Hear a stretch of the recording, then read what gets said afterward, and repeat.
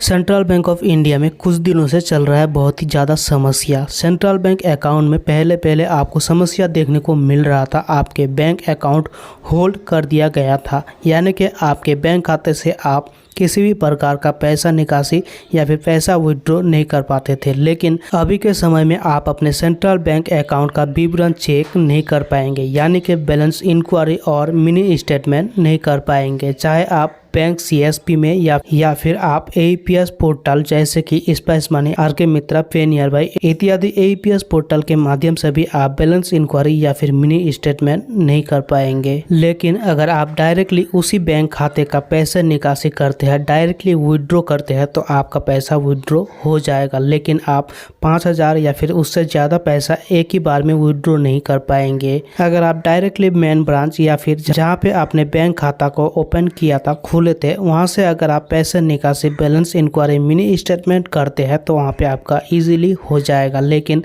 इतना पॉसिबल नहीं होता है। तो ऐसे में आपको क्या करना होगा, आपको अपना बैंक खाते में जो भी मोबाइल नंबर है उसी के मदद से आप इंटरनेट बैंकिंग, मोबाइल बैंकिंग या तो फिर एसएमएस बैंकिंग के माध्यम से बैलेंस इंक्वायरी, मिनी स्टेटमेंट देख सकते हैं।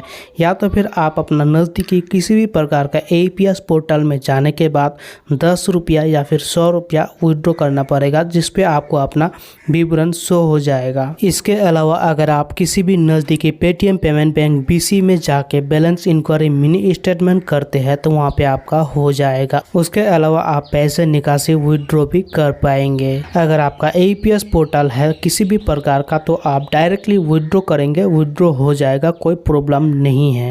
दोस्तों, जैसे कि सेंट्रल बैंक अकाउंट का मैंने आरडीएसपी सीएसपी यानी कि इंडसन सीएसपी के माध्यम से खुद का बैंक अकाउंट इंक्वायरी किया तो हमें एक इस प्रकार से बैलेंस दिखाया, जैसे कि आप स्क्रीन पे देख सकते हैं। जो देखते ही मेरा होश उड़ गया। शायद आप भी सोचेंगे कि इतना पैसा कहां से आया, लेकिन ये पैसा हमारा नहीं है, या फिर ये पैसा रॉन्ग तरीके से दिखाया है, या फिर बैंक का सर्वर डाउन होने के कारण इस प्रकार से उल्टा सीधा एसएमएस आता है और बैलेंस ठीक से शो नहीं होता है। तो दोस्तों, अगर ऐसा समस्या आपका होता है तो आपको क्या करना चाहिए जिससे आपका बैंक खाता हमेशा के लिए चालू हो जाए, आप किसी भी जगह से पैसे निकासी, बैलेंस इंक्वायरी, मिनी स्टेटमेंट कर सकते हैं।